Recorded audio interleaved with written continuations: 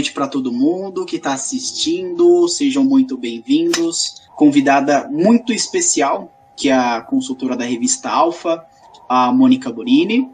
E nessa live a gente vai falar de um tema que é fascinante e é um tema muito sério, muito importante dentro, não somente da ufologia, mas até quando a gente vai falar sobre a parte humana, a parte psicológica. Acho que é um assunto que desperta interesse em diversos aspectos, em diversos setores, não somente no âmbito ufológico, né, que são as abduções. E para isso, a gente chamou uma das maiores especialistas do Brasil nesse assunto, para poder falar. E a Mônica Borini. A Mônica Borini, ela é psicóloga, né, que nem eu acabei falando. Ela é docente também de pós-graduação. Ela tem aí um vasto currículo, um vasto conhecimento. Ela também é pedagoga, ela é pesquisadora e tem aí como um grande interesse. Ela vai falar também um pouco da sua trajetória, né, dentro da ufologia, mas tem um grande interesse por esse tema das abduções. Ela vai falar também um pouco sobre as suas pesquisas. Quer acrescentar alguma coisa do seu currículo, Mônica Borini? Boa noite, seja muito bem-vinda. Obrigada, Rafa, pelo convite. Tá? Boa noite a todos aí do seu canal. Então, eu sou psicóloga clínica há muitos anos, né, mais de 30 anos, e comecei minha vida nesse tema, interessada, buscando subsídios e informações na ufologia. Muito depois, eu fiz o meu mestrado em neuropsicologia da consciência, cognição e emoção, e depois eu fiz um doutorado em psicologia na avaliação da saúde mental. E meu pós-doutorado em psicologia clínica também, né? Juntando parapsicologia, um pouco dos fenômenos dos OVNIs e ergonomia, né? Então, espero poder contribuir com o seu canal, né, no interesse dessas perguntas sobre abduções alienígenas, né, esse fenômeno que é tão comentado. Então, vou começar aqui com a primeira pergunta, que é aquela pergunta de praxe, aquela pergunta padrão. Como foi que começou o seu interesse pela ufologia, Mônica? E não somente pela ufologia, depois, como que começou o seu interesse pelas abduções especificamente? Então, sintetizando, pelos fenômenos OVNI, meu interesse começou logo que eu já estava atendendo clinicamente e que um colega meu, um outro psicólogo, me encaminhou uma paciente dele, que aí ele não estava conseguindo entender o que estava acontecendo com ela. Ela tinha passado segundo ela, por um episódio de avistamento de OVNIs, né? Ela e a prima dela, aqui em São Paulo, na cidade de Guarulhos. E ele me levou para o meu consultório, eu a conheci e comecei a estudar e tratar. Apliquei hipnose, eu já tinha feito hipnose clínica na USP, no departamento Oswaldo Cruz de Medicina, bem antes mesmo de eu me formar em psicóloga. E comecei a estudar o caso dela, e isso foi no final da década de 80. E, simultaneamente, eu também passei por uma experiência de ver um objeto estranho no céu, em Peruíbe, né, na praia, juntamente com uma colega minha, enfermeira na época, um objeto alaranjado, oval, né, pairando à noite, e a gente não conseguia identificar o que era, né? Mas quando eu falo OVNI, eu não estou me referindo que o OVNI é alienígena ou extraterrestre, estou me referindo que é algo que não é identificado dentro do que a gente conhece. Como meu conhecimento não era um conhecimento de perito, né, de aviação, hoje eu fiz o curso de aviação, né, de helicóptero no campo de Marte, então eu sei identificar melhor, né? Mas na época não, então para mim aquilo era um OVNI, né? Então simultaneamente aconteceram essas duas coisas. Depois desse primeiro caso que eu tive com essa moça, outro colega me enviou, porque ficou sabendo, e aí foi indo, outras pessoas começaram a se chegaram, chegando, até que culminou em 2004, o Jô Soares me convidou para eu fazer um programa, né, sobre esse assunto, né? Inclusive, ele tratou muito seriamente o fenômeno, tem isso, acho que até aí no YouTube, e falei sobre a síndrome da abdução alienígena.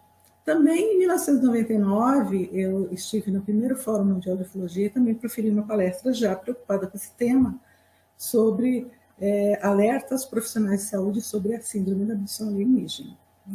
Então, a partir de então, eu comecei a pesquisar, né? Antes eu investigava, quando era ufóloga, depois, enquanto cientista, eu comecei realmente a pesquisar com metodologia científica dentro da minha área da psicologia. E levar as conclusões, né, e as considerações dos meus estudos para a área principalmente da psicologia. Né, o congresso de psicologia, seminários de psicologia, e para aqueles colegas da ufologia que me chamavam para apresentar, como foi na Barra do Garças, em 2014, que eu apresentei no segundo congresso de psicologia e parapsicologia, do nosso colega ufólogo, né, o Cosmos, do Jenner Silva, em Sorocaba, alguns em São Paulo. Grande Jenner. Grande Jenner, muito amigo, uma pessoa realmente especial e muito conhecedor também do assunto. E assim que acontece, né? Quando a pessoa me convida e eu percebo que é uma coisa bacana, ou que me interessa, ou que me sinto motivada, eu vou falar sobre isso. E foi assim, Rafa. Que legal, assim. Que bacana. E você? Inclusive, essa pessoa hoje... Bacana, e uma coisa... A primeira paciente, no caso, ela foi capa do livro de um grande colega meu, da época e amigo, o Mário D'Angel, e o falecido Max Berezovski, que foi o médico.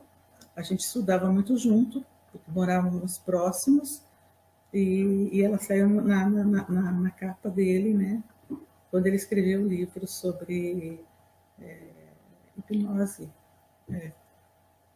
casos de abdução com hipnose. De abduções com e sem hipnose. Isso. Ele era um advogado. Acho que eu sei quem é. O pai dele foi médico, e ele é uma pessoa muito séria, Mário D'Angel, seríssimo, uma pessoa assim que tem um grande apreço por ele.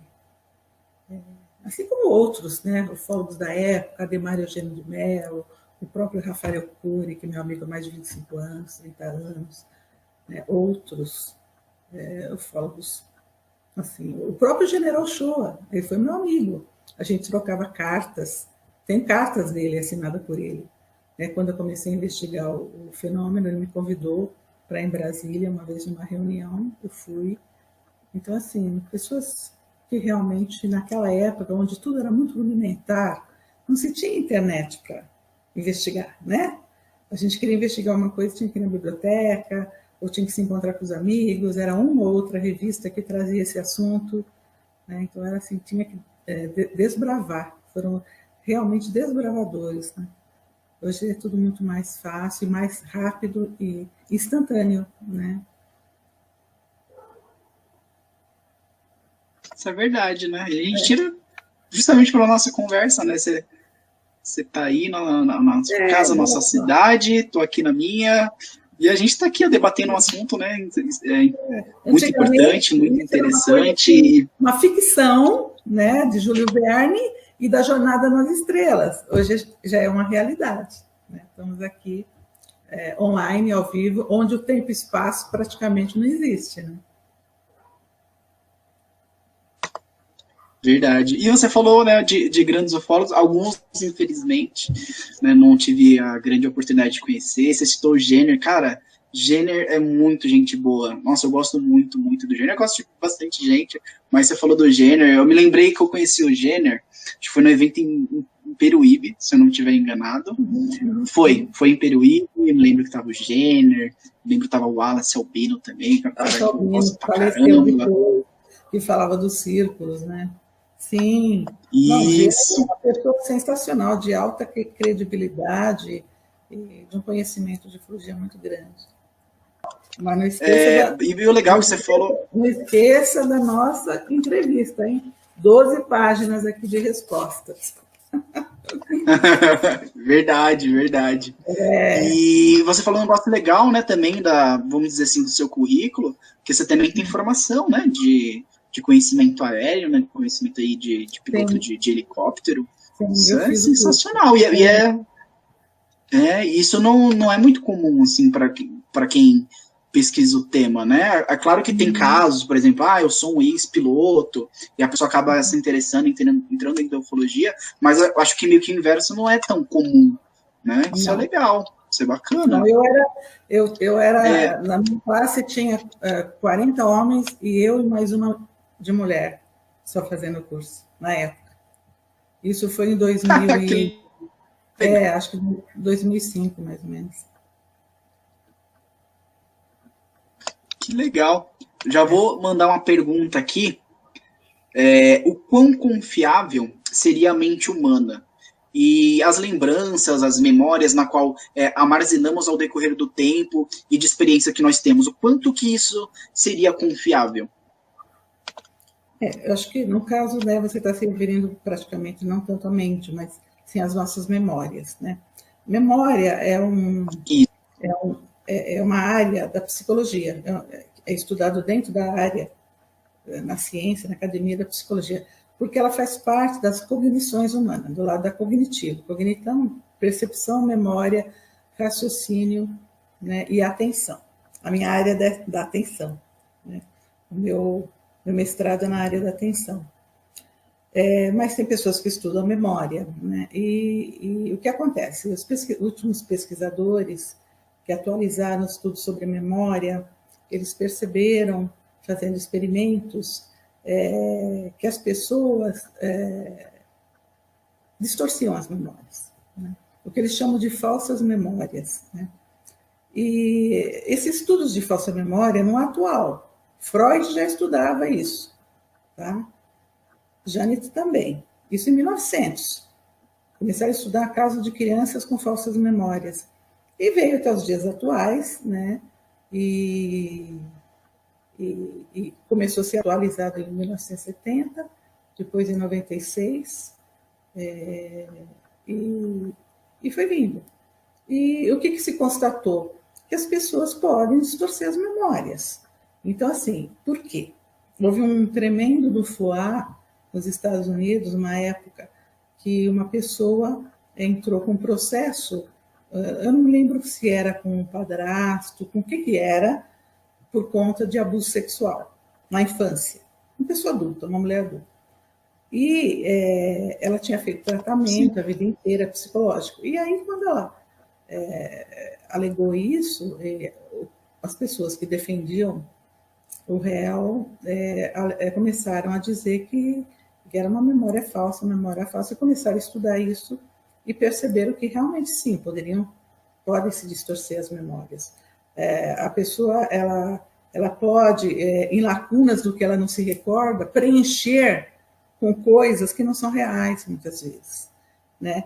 E ali, o que aconteceu? Esse processo jurídico, ele acabou, a moça acabou perdendo, porque foi alegado que a terapeuta implantava também falsas memórias, porque tratou ela com hipnose, isso e aquilo. O que aconteceu? Uma psicóloga, né, que estuda memória na Universidade de Harvard, a doutora Susan Clancy, ela trouxe isso para parte das pessoas que se dizem abduzidas, para tentar fazer uma negação em cima desse fenômeno. Dizer que, na verdade, o que acontece com que as pessoas são falsas memórias que elas têm, ou que foram implantadas ou por terapeutas ou pelos ufólogos, né? Ou elas distorcem a realidade do passado e traz informações que não são as reais, e com isso ficou -1, né, para as pessoas que gostam do fenômeno da ufologia, no caso das abduções alienígenas. Por quê? Porque ela coloca que nada mais é do que uma falsa memória, que a pessoa não teve aquela vivência, ela aconteceu algo no passado, mas que ela não se lembra muito bem, e ela preencheu com ideias fantasiosas, uma coisa assim. né? E que não é muitas vezes real, né? Mas existe essa possibilidade, não é com todo mundo que acontece isso, mas estudos mostram que sim, a nossa memória pode não ser confiável. E aí vem um grande ataque em cima da técnica da hipnose, né? Não da técnica em si, mas de como, não da técnica, tá? A técnica é válida, mas de como foram aplicadas essas hipnoses nessas pessoas que se diziam abduzidas. Então, começou a falar que, não, mas qual a formação da pessoa que aplicou? Era uma formação válida? A pessoa tinha técnica? A pessoa induziu na hipnose o inconsciente da pessoa? A pessoa implantou falsos acontecimentos para aquela pessoa ter uma falsa memória? Né? A pessoa controlou a situação, o terapeuta, ou o ufólogo, ou sei lá quem foi. E aí eles começaram a achar um monte de falhas, né? Não achar, especular sobre a possibilidade de haver falhas. E dessa maneira, os resultados de uma hipnose regressiva, onde a pessoa se diz que foi abduzida, podia não ser real, verdadeiro. Tal. E também, do meu ponto de vista, eu tenho minhas críticas, né? É claro que muitas pessoas começaram a aplicar hipnose, né, sem nenhum tipo de conhecimento clínico e também preocupadas, talvez, em colher só dados e não praticamente das questões emocionais e psicológicas da pessoa que estava vivendo, talvez até induzindo, eu não sei, né? Mas é interessante esse questionamento desses cientistas, né? De Harvard, porque, sim, o problema não está na técnica, está na condução, está em como isso foi aplicado, né? Se foi aplicado realmente com ética, com imparcialidade ou não, né? Se você tiver qualquer tipo de tendência, você pode induzir uma pessoa a falar determinado, ou você pode sugestionar a falar qualquer coisa, né? Então, aí o que acontece? É complicado, fica complicado, mas, no meu ponto de vista, a hipnose é muito válida. Eu já tratei muitos pacientes comuns com hipnose, em muitos casos traumáticos, e também nos casos de pessoas que se dizem abduzidas. Mas eu tenho uma boa formação, que foi na USP, de hipnose, eu faço isso dentro do rigor científico de uma metodologia. Então, é diferente. Agora, eu não sei como as outras pessoas fazem, e o questionamento dessa psicóloga, a Susan, era este, né? Então, a gente tem a questão das falsas memórias, sim, e que a gente tem que observar. Isso não quer dizer que as pessoas que se dizem abduzidas estão contando falsas memórias, não. Não. A gente não pode generalizar, isso apenas é uma possibilidade, tá?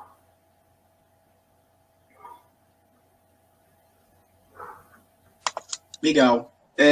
Você falar isso, né, acaba lembrando também da própria situação, né, do John Mack mesmo, né, que ele acabou sofrendo, né, também justamente em Harvard, né, e isso acaba linkando com a próxima pergunta que eu vou querer fazer para você, né, já que eu acabei citando, né, citou também estudo de Harvard. Opa, desculpa. Quando você fala que aconteceu com o John Mack, você se refere ao quê? Uhum.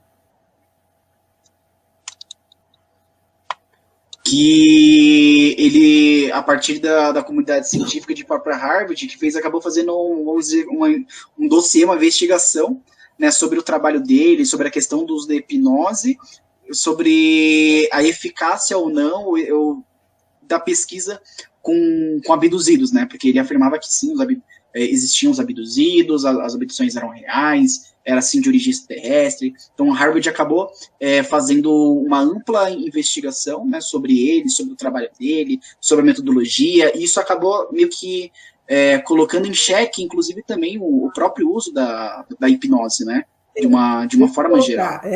E sobre isso... Você quer saber a minha opinião disso? Eu acho uma coisa que foi se isso aconteceu, não sei se foi bem assim, mas se isso aconteceu, é uma forma extremamente antiética de lidar com um profissional da envergadura do John Mack.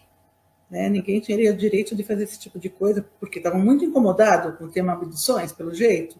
Então, assim, eu não sei se isso aconteceu, mas se aconteceu, extremamente antiético, ele poderia até estar processando a própria universidade. Então, assim, o que eu soube que aconteceu, se eu não me engano, uma jornalista que foi encaminhada por alguém, tentou desmistificar os estudos dele, se passando por uma paciente abduzida e que se colocou em hipnose, e que depois ela falou, não, eu estava fingindo. Que também... Isso também aconteceu. Eu achei que também um abuso muito grande, uma fraude grande e uma pegadinha de mau gosto, né? Para que eu acho que chega até ao ponto de ser alguma coisa criminosa, né? Porque você finge que é alguém, porque o profissional ele tem que fazer a ficha clínica, você tem que assinar documentos para você fazer terapia, um monte de coisa. Então, assim, foi uma série de falsificação. Então, eu não sei quem agiu pior aí, entendeu? Mas, enfim, eu sei que fizeram alguma coisa assim com ele, sim, que era para desmantelar todo o estudo dele, porque, na verdade, esse tema parece que incomoda, principalmente os governos, né? Verdade, isso também, né, que você citou, também aconteceu, né, com o John Mack. Eu estou fazendo também essa citação por conta da minha próxima pergunta. Como que a comunidade científica acaba vendo pesquisadoras iguais a você que se interessam e pesquisam por esse tema? Você acha que existe uma grande barreira, uma grande dificuldade, um certo preconceito? Como que é? Veja bem, em termos de academia, de estudos científicos e acadêmicos, eu sou única no país. As pessoas não se enveredam primeiro, para se enveredar para esse caminho, primeiro você tem que ter muita motivação e interesse no assunto. Nem todo mundo tem interesse. Segundo, não se tem coisas científicas para você poder pesquisar. Tá? Eu vi outro dia uma monografia de graduação de uma psicóloga, ela falou que ela não encontrava material científico para pesquisar praticamente na área da psicologia. A gente tem estudo sim, tem um colega Leonardo, que fez a tese dele sobre esse assunto, mas de uma forma mais abrangente, né? Os fenômenos anômalos da consciência, e dentro deles tem também sobre os OVNIs e suas derivações, né? Mas acho que eu e ele, mais ninguém, porque tem outras áreas, na área por exemplo, tem o Suenaga, na área da história, que fez uma monografia, uma dissertação de mestrado, isso acho que em 99, de história, tem de antropologia, alguma coisinha aqui, uma coisinha ali, mas eu vou estar podendo falar especificamente só da minha área, que é a psicologia. Então, da minha área... O Leonardo Martins também, né, o fez... Leonardo é um colega que se preocupou com esse fenômeno dos OVNIs, né, e também que na tese dele concluiu que as pessoas que se dizem abduzidas não têm nenhum tipo de transtorno mental, tanto quanto as pessoas comuns. Nos meus estudos eu também concluí isso. Então não é um transtorno mental, é algum outro tipo de fenômeno. E é importante salientar para os ouvintes que a ciência em nenhum momento disse que existem alienígenas. Eu gosto de colocar a palavra alienígena porque você colocando estrangeiro pode ser qualquer coisa, pode vir do passado, do futuro, de dentro da Terra, de fora da Terra, extraterrestre. Porque o extraterrestre ele deixa só mais de fora do planeta Terra. A gente não sabe esses fenômenos que estão acontecendo, a procedência, a origem, muito menos dos OVNIs, falando de uma maneira científica, tá? Que é diferente. O ufólogo ele pode especular, ele pode ter achômetro, ele pode falar o que ele quiser, ele pode pegar informação, não tem problema nenhum. Mas o cientista não. O cientista não pode acreditar em algo, ele tem que ter certeza de algo. Ou ele tem certeza, ou é ou não é. Não tem meio termo. Então, para a ciência, não foi constatado nenhum alienígena. Eles desconhecem isso ainda, né? Assim como agora há pouco tempo que estão começando a reconhecer os OVNIs. Porque a gente sabe pela ufologia que muitos militares relatam OVNIs, muitas pessoas que também têm vários PhDs relatam OVNIs, tem pessoas militares, governos, tá, mas a gente sabe que só agora, o Pentágono, que foi agora, em abril deste ano, 2020, é que confirmou a existência daquele OVNI que foi capturado pela Marinha Americana. Ele entendeu o que eles chamavam de tic-tac. Até que eu lembrei que era uma balinha, né? Uma balinha, assim, tipo, branquinha, né? Uma balinha desse tamanho. Aí eu falei, tá, agora entendi o que é o tic-tac. E muita gente não sabe, que agora não sabe. Por que eles chamam de tic-tac? É isso, né? É uma comparação com o tipo do objeto, meio retangular, com as pontinhas arredondadas. Então, o próprio Pentágono admitiu que isso é um negócio grandioso para o pessoal da ufologia. Tá? E a Força Espacial, que o Trump criou em 24 de janeiro agora, 2020, está preocupado com o nosso espaço aéreo, né? Espaço cósmico, aliás, que Força Aérea já existe. Por quê? Né? O Japão, mais do que rapidinho, já correu também e falou, nós também estamos preocupados. Né?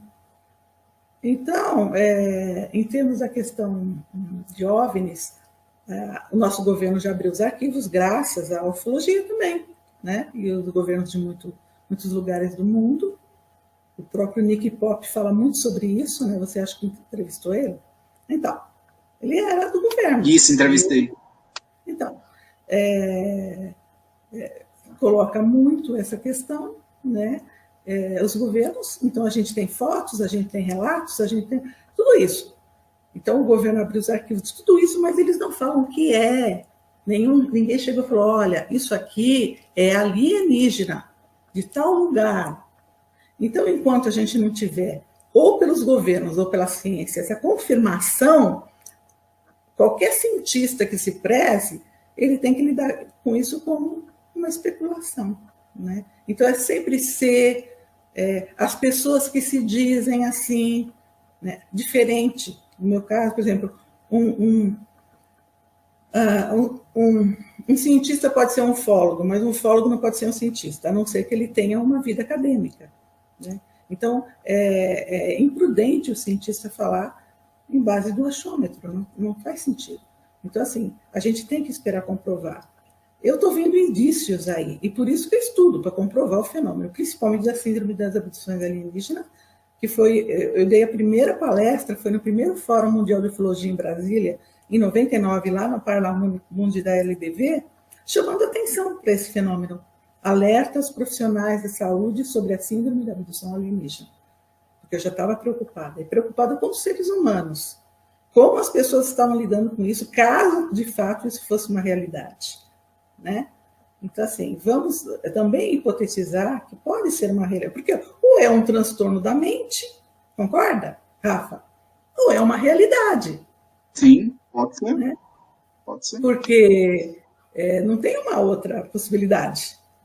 Né? Então, o que as pessoas da psicologia estão fazendo lá fora? Estão tentando, de alguma maneira, demonstrar que é um problema de algum tipo de natureza cerebral, neurológico, papapá. Só que assim, né, quando fizeram esses estudos sobre, por exemplo, paralisia do sono, acho que a paralisia do sono foi anterior, né, quando começou acho que em 2000, acho que até antes falar da paralisia do sono, que as pessoas que se sentiam abduzidas tinham a ver com a paralisia do sono, né? Então, bateu muito nessa tecla. Só que é o seguinte, né, como eu falei outro dia numa live, caminhoneiro que está lá na estrada, tipo meio-dia, né? E depois ele vem com o relato que ele foi abduzido, ele não estava dormindo. Né? Ou uma pessoa que está num parque junto com outras pessoas em volta e é abduzido e tem as testemunhas. E aí, como que fica? Como foi o caso daquele Cabo Valdez? Todas estavam problemáticas ali, delirando. A gente tem que ver como um fenômeno. Alguma coisa aconteceu ali que perturbou todas aquelas pessoas. Aí tem que fazer o estudo, mas não era paralisia do sono, concorda? Onde mais que eu concordo? 100%. Entende? Então, assim, tem coisas que não se encaixam. A partir do momento que a coisa já não se encaixa naquela teoria, quebra a teoria. Então, não podemos dizer que a síndrome da abdução alienígena é uma paralisia do sono, porque tem pessoas que se dizem abduzidas acordadas durante o dia, andando, caminhando junto com outras pessoas, né? Junto com a mãe, junto com o pai, com a família inteira, como foi o caso do João Caiana, que veio aqui no meu consultório, andou 600 quilômetros num fusquinha apertado com 5 pessoas apavorados porque, segundo eles, foram abduzidos lá na estrada do sítio. Todos chegaram aqui no estado de choque. Andaram 600 quilômetros um dia inteiro. Você acha que eles iam gastar gasolina e iam vir aqui a troco de bobeira, a troco de besteira? Não. Sem ninguém saber? Não. Algo aconteceu com aquela família. Agora, o que aconteceu precisa ser investigado cientificamente. Eu, inclusive, apliquei hipnose regressiva neles, acalmei principalmente a Dona Rosa, as crianças e a amiga deles que veio, que trouxe eles aqui. E chequei os relatos bateram e realmente aconteceu alguma coisa com essa família, né? Eles são pessoas simples, eram pessoas simples. Dona Rosa extremamente traumatizada, mas trabalhei esse caso, investiguei até onde eu pude. Depois, ele mesmo foi para outros profissionais, fazer outras hipnoses dentro da ufologia e tal. Então, é aí que eu questiono, né? Então, vamos lá. Paralisia do sono, para mim, já não entra em uma coisa. Falsas memórias. Eu não acho que todas as pessoas têm falsas memórias que se dizem abduzidas, porque se a gente pegar e tacar isso num índice, a quantidade de pessoas que se dizem e falar que todas têm falsa memória, eu passo. Aí já dá erro, não pode ser 100%, entendeu? Se tiver 5% aí que não for falsa memória, a gente tem que investigar, igual o OVNI, né? Se dos 100% que aparece lá em cima, 3%, 4%, eles não têm como dar uma resposta científica, então é aquele fenômeno lá, está dizendo que é alguma coisa que totalmente desconhecida e precisa ser estudado. Então, esses pacientes me fazem perceber que o fenômeno não é uma paralisia do sono, somente, simplesmente, e também não se trata simplesmente de falsas memórias. Mesmo porque as pessoas, quando vêm o tratamento, e já tive grupos e grupos também de pessoas aqui em tratamento, elas não vêm só com o relato, ou elas não vêm só com as memórias, elas trazem, como os ufólogos falam, né, uma série de evidências, né? Então, marcas no corpo, amostra de terra, onde o OVNI desceu, a irmã que estava junto, que viu também, que é uma testemunha, o pai, que é militar, e viu também, que é testemunha, o tal dos chips, implantes, né? Eu mesmo já recebi alguns implantes de pacientes e já mandei analisar, inclusive nos Sírios, que é o maior laboratório da América Latina, que cobra por minuto, cada 15 minutos, 15 mil reais para fazer uma análise. Tá? Nossa, meu Deus! Então, assim, é caríssimo. Mas, e as análises preliminares demonstraram que se trata de coisas desconhecidas. Tá? Então, assim, objetos, né, fotos, filmagens, né, e até convites para ir junto ao local e ver os OVNIs fazendo, vamos dizer, alguns rasantes no céu que eu fui e presenciei, né, a convite, e realmente eu vi. E o que era, eu não sei, mas sei lá, né, como eles sabiam que tinha que estar lá fazendo aquelas coisas. Interessante, né? E também, como eu trabalhei em parceria com um físico PhD também em física, ele, em alguns casos que eu tive que ir no local, ele constatou que não havia fraude. Nós fizemos experimentos, nós levamos aparelhos para medir campo eletromagnético, uma série de coisas, para ver se havia fraude, né? Porque a primeira coisa que a gente quer saber é se é uma coisa que é uma fraude, né? Tem muita pessoa querendo se aparecer. Sempre descartando as hipóteses, né? A gente tem que ir descartar. E aí tinha umas realmente que a gente falava, não, olha só. Aí tem, mas precisa se estudar cientificamente, é o que eu estou fazendo. Eu tenho conhecimento, eu tenho os instrumentos, eu tenho a motivação, eu só preciso de financiamento para pesquisa. Então, se tiver algum empresário, algum dono de instituto, quiser investir o seu dinheiro em pesquisa sobre OVNIs, por favor, pode entrar em contato que eu darei todos os relatórios, todas as notas fiscais, tudo que é necessário. Por quê, Rafa? Você sabe que pesquisar aqui no Brasil, as pesquisas estão cortadas pelo governo. Tá? Eu faço um pós-doutorado, mas as pesquisas estão cortadas. Eu sou bolsista, então não tenho dinheiro para investir nisso. A gente tem que, no meu caso, tem que investir desde translado, passagens aéreas, meus sujeitos são de várias partes do Brasil, e até internacionais, hotéis, alimentação, às vezes dá até um dinheirinho para a pessoa que é muito pobre, que a gente precisa que ela faça algumas coisas e ela precisa de recursos, exames de várias naturezas, clínicos, sabe? E pagar assessoria de profissionais de outras áreas, porque a maneira que eu estudo é de uma maneira multidisciplinar, e tá difícil, né? Então, o que eu posso, eu vou pondo do meu bolso. Então, a coisa vai aos passos lentos. Agora, se eu tivesse uma coisa mais robusta, eu posso trazer contribuições para a ciência nessa área muito mais facilmente, né? É isso. Né? Tanto que quando foi em 2014, em função dos meus estudos, eu fundei a Exopsicologia, né? Porque eu também estava envolvida com a exopolítica, né? O Michel Sala, que fundou o Instituto de Exopolítica lá nos Estados Unidos, no Havaí, e eu estive no Havaí, ele me chamou para fazer parte do Departamento de Pesquisa e Educação, porque eu também sou educadora. Né? E, a partir de então, eu fundei a Exopsicologia, preocupada,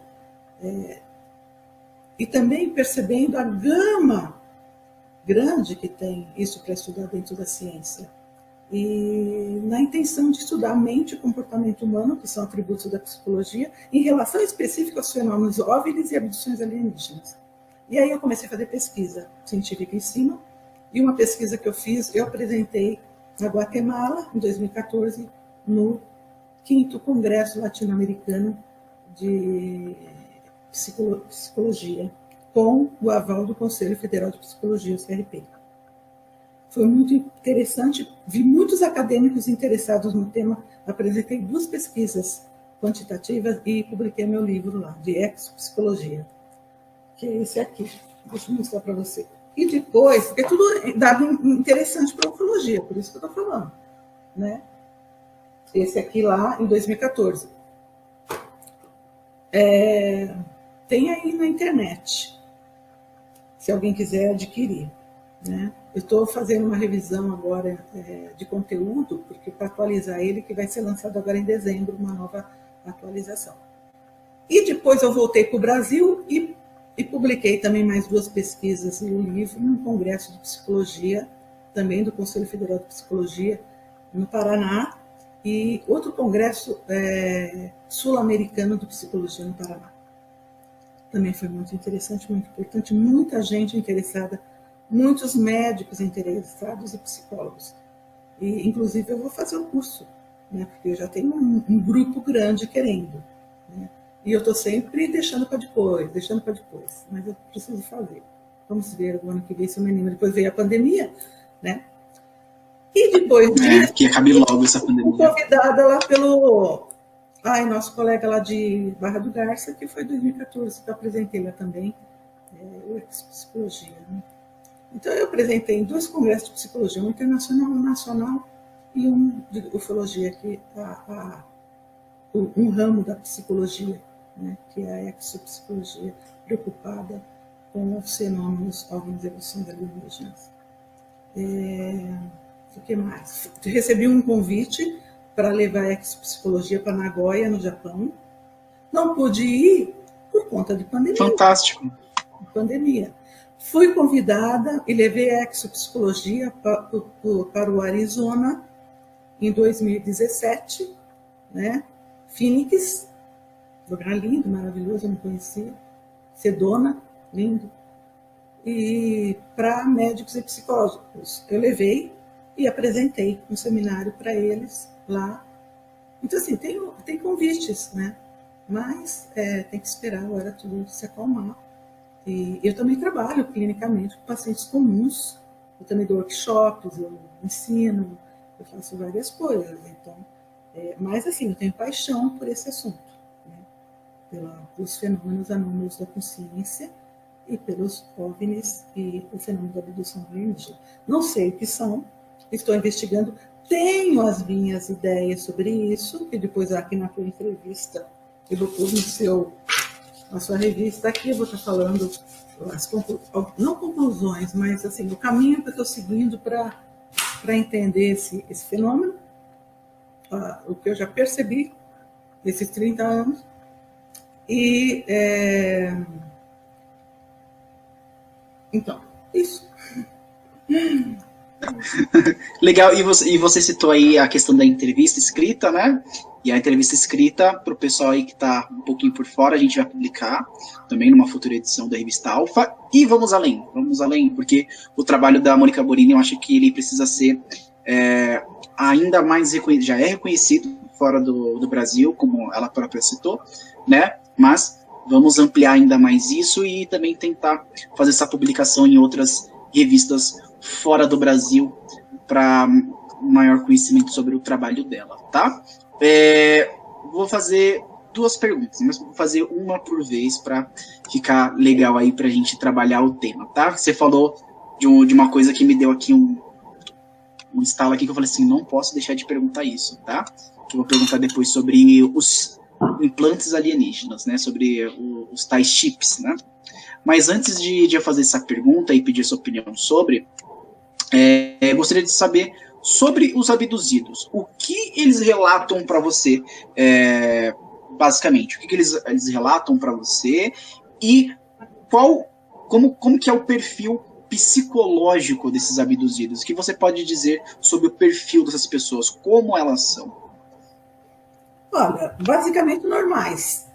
Não vejo nada de diferente. Estudam, trabalham, tem família, tem profissões diversificadas, tem piloto de avião, tem prefeito de cidade, que já veio aqui, tem técnico de máquina de lavar roupa, tem dona de casa, tem estudante, é japonês, é negro, é branco, sabe, de várias idades, tem crianças de 12 anos. Uma vez fui estudar um caso em Minas Gerais, um menininho de 6 anos. Então, assim, é muito difícil você traçar um perfil, sabe? Fazer isso é um risco grande. Por quê? Porque as pessoas estão aí. Elas não têm transtorno mental, né? É claro que tem uma ou outra que tem delírio, né? Eu sou especializada em avaliação da saúde mental. Meu doutorado é sobre isso. Então, para mim é muito fácil eu fazer uma sessão, 2 sessões com a pessoa, já conseguir perceber, né, o que está acontecendo nesse sentido, né? Se é algum delírio, se a pessoa tem alguma questão de esquizofrenia, se a pessoa está num quadro de estresse agudo. Minha especialidade é em ansiedade, né, em síndrome do pânico. Então, então, o que eu venho percebendo é que se trata de pessoas comuns. O que acontece é que depois, segundo elas passam por esse fenômeno, é que elas podem, muitas vezes, adquirir algum tipo de distúrbio de ansiedade, porque, segundo elas, as abduções não acontecem uma única vez, são diversas vezes. Isso pode gerar um quadro de estresse muito grande. Então, todos esses sintomas aparecem, né, com essas pessoas. Então, está acontecendo alguma coisa com elas, né? Agora, o que está acontecendo com elas, de fato? É isso que a gente precisa descobrir, a ciência precisa descobrir, né? Porque tem um número de porcentagem da população mundial, e se a gente for verificar, é grande. Já naquela época do primeiro Fórum Mundial de Ufologia em Brasília, os palestristas internacionais já falavam que era a quantidade mais ou menos de 10% da população. Inclusive, eles falaram, olha, se nessa plateia tem 1000 pessoas, 10% já foram abduzidos, né? Então, isso se falava naquela época. Hoje, o que a gente pode especular? Veja bem, se os alienígenas são tão inteligentes quanto a gente vem especulando aí, você pode ser abduzido e não saber, passar a vida inteira sem saber, né? Porque, segundo o Mário Rangel, o ufólogo Mário Rangel, ele falava, nas pesquisas dele ali, investigações ufológicas, ele chegava à conclusão que eles hipnotizavam a pessoa, os alienígenas, e punham um tipo de dispositivo para lembrar depois de alguns anos, ou não lembrar nunca, ou só se lembrar de uma parcela. Eles têm muita alta tecnologia, né? A gente hoje já sabe fazer uma série de coisas com a mente das pessoas, né? Teve vários projetos russos e também dos Estados Unidos, no exército, sobre isso. Se a gente for supor que alienígenas são muito mais avançados, eles podem fazer qualquer coisa com a nossa mente, a gente não tem a menor condição de fazer nada. Né? Eu tenho uma questão aí também com contatados e abduzidos, para mim é tudo a mesma coisa, sabe? Porque os contatados falam para os ufólogos que eles não são abduzidos, não quer dizer que eles não sejam, no caso. Né? Porque se um alienígena tem alta tecnologia, está mandando uma mensagem para ele, ele fala, eu sou mensageiro de uma mensagem, de um alienígena. Peraí, quer dizer, como? Quem garante que ele não foi abduzido por completo, a nível de corpo físico, emocional, mental, ou só mental? Né? O que é uma abdução, afinal? Né? Para mim é um sequestro. Como é para a Clancy, ela não chama de sequestro. E ninguém gosta de ser sequestrado, né? Na nossa legislação, sequestro é crime. Então, assim, estão sequestrando a gente ou as nossas mentes, né? Isso é legal? Não é legal. Né? Não é legal. Né? Aí alguém vai falar, mas, né? Se a gente viveu outras encarnações, você pode ter tido um trato em outra encarnação tal. Mas quem garante, né? Quantos estudos sobre reencarnação foram feitos para determinar realmente que a reencarnação existe? Tem muitos estudos sendo feitos, muitos mesmo. Há uma inclinação a entender que a reencarnação acontece, mas precisa se comprovar mais e mais, porque não é um estudo só científico que comprova, nem 10, nem 20, nem 100, nem 300. É um monte de estudo no mundo inteiro, aí os caras vão chegar e vão falar, olha, gente, legal, reencarnação existe sim. Por conta disso. Fizemos experimentos repetitivos no mundo inteiro e conseguimos confirmar que a reencarnação é um fato científico. Ok. Ninguém até agora falou isso. Né? Então a gente pode supor, porque tem a ver muito também com as crenças da pessoa. Quem não acredita em reencarnação de uma religião que não acredita, nunca vai supor que exista. É mais fácil de não supor. Quem já é tendencioso vindo de uma família espírita, já fica mais fácil acreditar. Mas nós não estamos falando de crença, nós estamos falando de fato científico. De fato, ela existe ou não existe. E tem pessoas que falam isso. Então a gente não sabe, não podemos dizer que a abdução foi algum tipo de acordo. Né? Cientificamente a gente não sabe. Né? Mas a gente pode, vamos dizer, raciocinar e falar, poxa, se eles são tão inteligentes, se eles conseguem vir no nosso planeta Terra com as suas naves potentes, devem ter alta tecnologia em termos de psicologia, né? E fazer uma série de coisas. A gente pode aplicar uma hipnose, eles também podem, muito melhor que nós. Concorda? Então, tudo isso a gente tem que raciocinar. Né? Pensamento claro, né, sobre isso.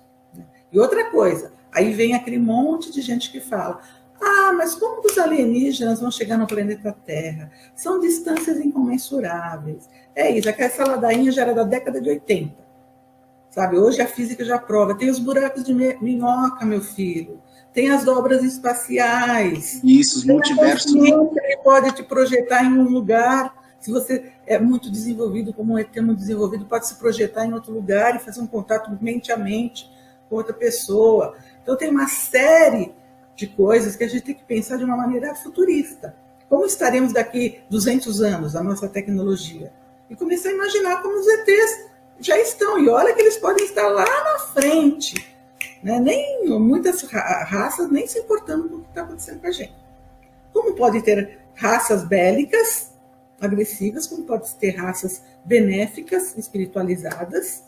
Né? E isso aí também é uma discussão dentro do campo aí da ufologia, né? Por quê? Porque existem aqueles ícones, né? Que trazem as suas pesquisas para a ufologia, que falam que são benignos, outros falam que são benevolentes e malevolentes. Então, quando você colocou aqui na entrevista sobre o Malanga, que é um matemático, que estuda isso também, mas ele não é psicólogo, matemático, ele fala que eles são malevolentes.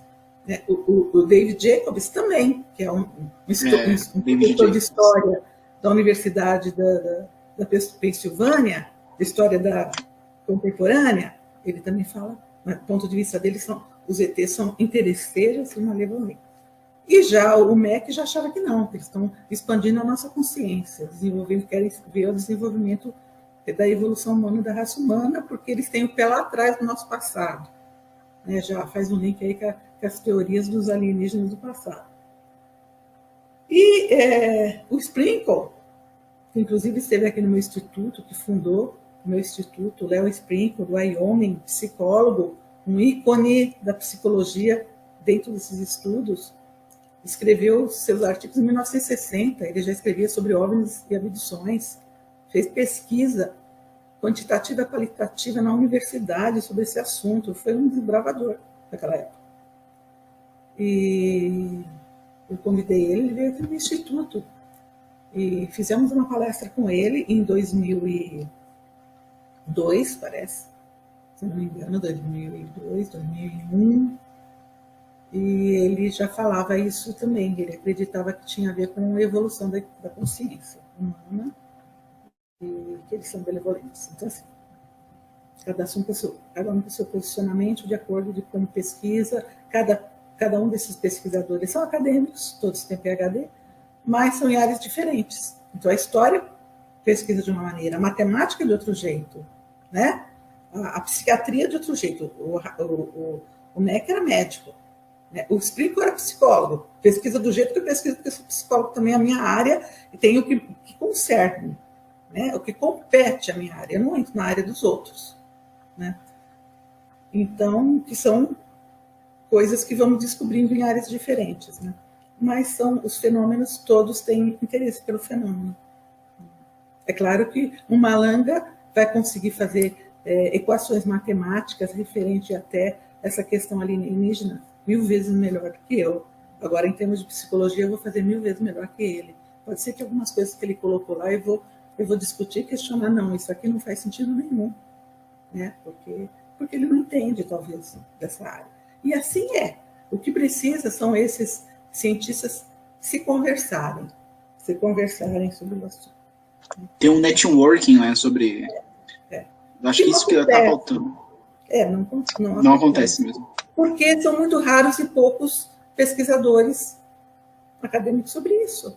Né? Porque é um assunto controverso, é um assunto que muitas pessoas têm medo, é um assunto que tem implicações governamentais. Né? O próprio Jacobs passou muitos apuros em relação a isso, perseguições, o MEC passou, muitos ufólogos também passaram os seus perrengues, sendo perseguidos. Então, assim, existe um acobertamento, eu acredito, aí é Mônica, não cientista, é Mônica acreditando. Para mim, existe um acobertamento, sim. A gente vê pela solta dos arquivos aí do governo, né? Então, assim, é coberto porque tem alguma coisa que a gente não pode saber. É simples assim. Exatamente. E cientista, para estudar esse fenômeno na academia, existe todo um preconceito, né? Ainda existe um tabu que foi feito através do Blue Book, do livro azul, que era desqualificar as pessoas que falavam sobre isso, falar que elas eram loucas, distorcidas. Então, ainda existe, não como antes, mas dentro da academia existe preconceito, tipo assim, mas tem tema mais importante para estudar do que isso. Né, que tem a ver com o ser humano, uma coisa mais imediata, né? Então, assim, vai estudar isso, né? Como se isso fosse menos importante do que algum outro tema. Eu acho que, né, cada coisa tem a sua devida importância, né? Não tem isso. Isso é mais importante, isso é mais importante. Lá nos Estados Unidos, eles têm uma cabeça mais aberta para qualquer tipo de pesquisa. Se você quiser pesquisar o intestino lá, delgado, não sei do quê, tá bom, pesquisa. Você vai fazer ciência, pesquisa. Aqui no Brasil é mais complicado. É tudo complicado, mais difícil. Então, por isso que o meu pós-doutorado é lá nos Estados Unidos. Né? Porque eles me deram a bolsa, eles me receberam, eles me chamaram para entrevista, eles aceitaram a minha pesquisa. Eu vou fazer lá, paciência. Aqui é tudo difícil, é difícil você fazer uma pesquisa até para uma coisa importante, né? Vamos dizer, importante que eu digo assim, da saúde nossa, imediata e tal, quem dera uma coisa assim que muita gente tem preconceito, né? Mas, enfim, o tempo vai passando, as coisas vão se abrindo, a mentalidade das pessoas vai melhorando, né? O Pentágono já abriu aí, quem sabe daqui a um tempo a gente tem novidades, né? Novidades vindo ou da ciência ou do próprio governo, né? Isso é verdade. Vou deixar uma pergunta aqui do Nelson Pescara. Sim. Deixa eu colocar na tela. O Nelson Pescara falou: sou ignorante neste tema. Também não é verdade, né? Nelson Pescara é um grande conhecedor do fenômeno ufológico. Ele falou assim: sou ignorante nesse tema, gostaria que a doutora me desse uma ideia de como se aplica a exopsicologia na ufologia. É simples assim, ela não se aplica na ufologia. Ela se aplica na psicologia, né? A ufologia, se quiser, pode se beneficiar da exopsicologia, dos estudos e pesquisas da exopsicologia, né? Mas ela está preocupada com... Ela é um ramo da psicologia, entendeu? Que estuda esse fenômeno. É como se a psicologia se apropriasse desse fenômeno. Assim como, antigamente, todo mundo podia ser hipnólogo. De um tempo para cá, a psicologia pegou a hipnose também para ela, no sentido de que ela, como estudiosa da mente, podia aplicar. Aliás, principalmente podia aplicar. Mais do que ninguém. Então, é o que aconteceu, né? A ufologia pode se beneficiar da exopsicologia, se ela quiser, que são estudos científicos sobre a síndrome das abduções alienígenas. Se não quiser, não tem problema. Os estudos que eu estou estudando é para levar para academia, para congressos de psicologia. Se alguém me convidar para levar exopsicologia, eu levarei, com muito prazer, esclarecerei, mas sempre do ponto de vista científico. O que a psicologia está pensando a respeito disso. E para quem não sabe o que é a exopsicologia, o que seria, então, de uma maneira sucinta? A exopsicologia, ela vem depois da exopolítica. O que é exo? Esse termo significa fora, que vem de fora, o que está fora. Exo. Exoesqueleto, tá? Exotérico, que é diferente de esotérico. Esotérico é de dentro, exotérico de fora. Então, é esse termo. Esse termo está sendo usado para mostrar coisas que vêm além do planeta Terra, né? Então, começou-se a exociência a partir de estudos do genoma humano, né? Algumas décadas atrás. Exocientistas. Assim, o Ebre, ele cunhou a palavra exopolítica, né? E depois, o Michel Sala fundou o primeiro Instituto de Exopolítica. Ele era um político do governo e preocupado com essa questão de interação alienígena com o governo americano. E ele falou abertamente que ele estava interagindo com o governo americano, os alienígenas, e que ele ficou meio revoltado, saiu do governo e foi fundar o instituto dele lá no Havaí, né? Preocupado com a questão dessa interação de civilizações alienígenas conosco, na questão política, na questão da diplomacia, e tipo assim, quais são os protocolos, se eles quiserem começar a manter contato com a gente, um contato formal, entende? Então, exopolítica é totalmente diferente de ufologia. Tá? Ufologia é uma coisa. Ufologia surgiu na década de 50, um movimento de pessoas preocupadas com a queda do OVNI lá de Roswell, ou dos OVNIs que estavam acontecendo, né? E o governo não dando informação, esse público querendo informação, o governo não dando. Eles começaram a fazer umas comunidades e começaram a pressionar o governo para ter informações. E também começaram a investigar por conta própria, porque eles começaram a perceber um acobertamento. E já que os cientistas também não estavam preocupando em estudar o fenômeno. Então, ninguém ia fazer nada. Se a ufologia não ficasse batendo nessa tecla até hoje, a gente talvez não estaria tão interessado nesse fenômeno, né? ou não saberíamos de tantos casos que aconteceram. A ufologia que divulgou muitos casos, não foi a mídia, foram, né, os ufólogos. Então, a ufologia surgiu dessa maneira e ela investiga os casos. Eu acho que 2 carros-chefes da ufologia é a ufologia de campo, eu acho muito importante, né? E a que faz pressão nos governos para abrir os arquivos, como fizeram no governo brasileiro, que a aeronáutica soltou toda a documentação uns anos atrás, né? Uma comissão de ufólogos. Então, essas 2 coisas são importantíssimas. Agora, exopolítica é outra coisa, né? Só que os 2 se preocupam com o mesmo fenômeno, que são os OVNIs, principalmente. Tá?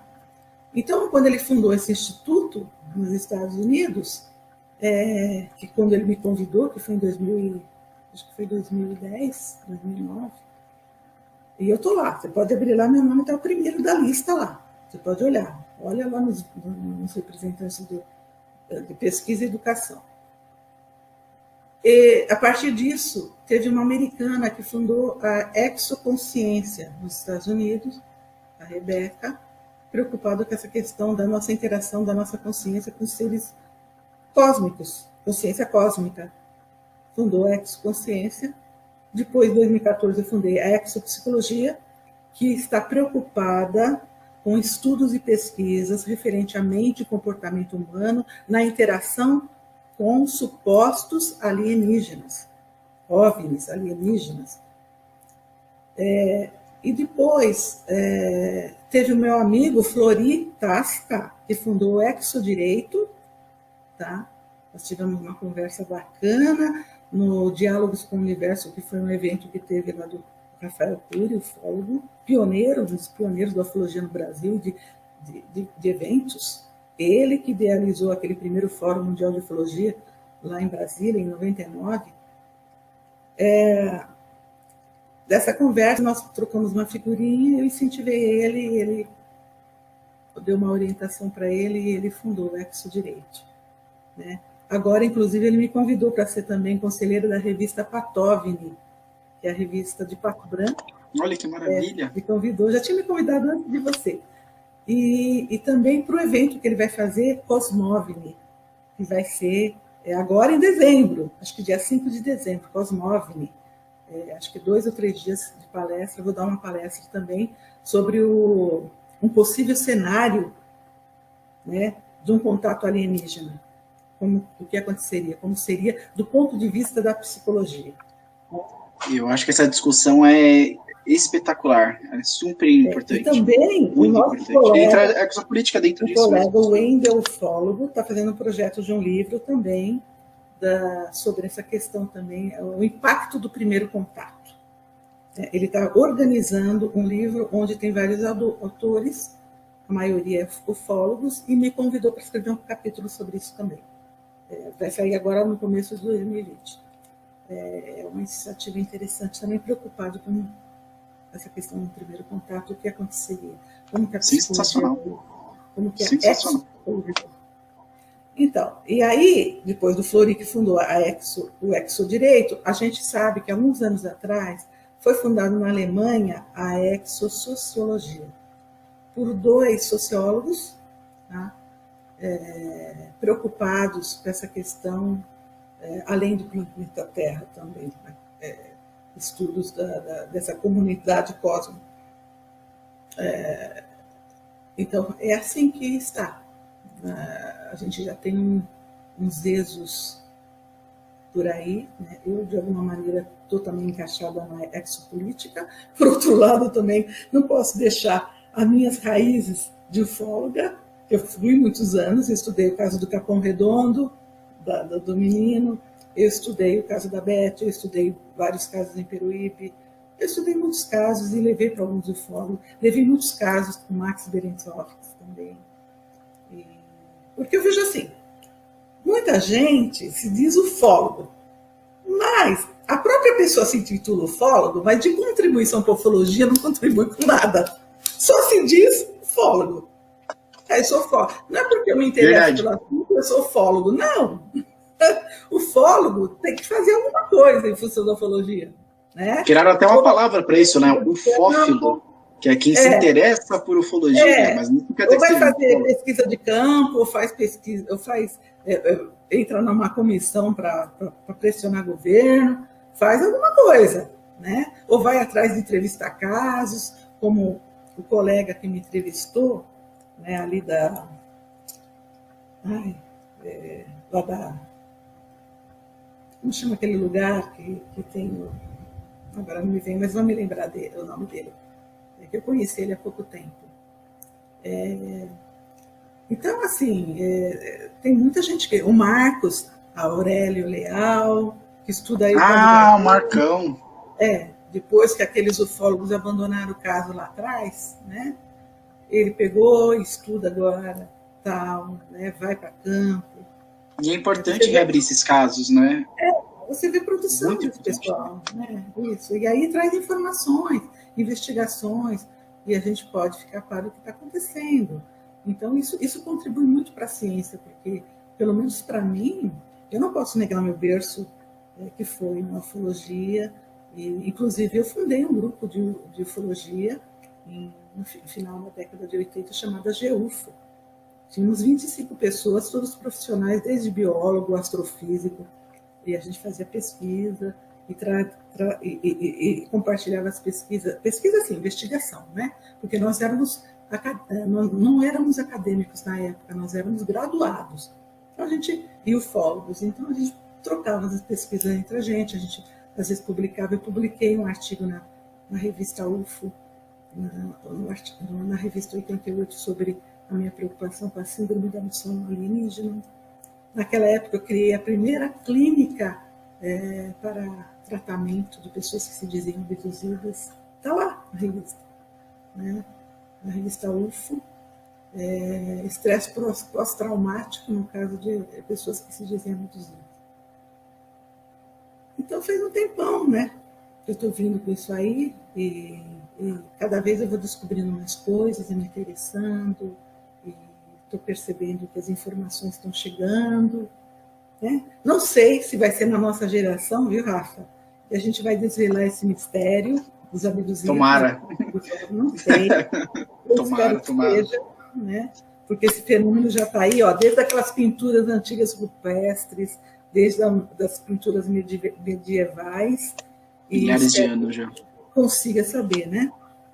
Mas, eu não sei, né? Tem muita coisa ainda para se estudar sobre isso, se investigar, principalmente porque a ciência muitas áreas da ciência não se apropriou desse fenômeno. É como se tivesse assim, um preconceito, sabe? Ou um medo muito grande, ou tipo, né, um alerta, não se meta nessa área, sabe?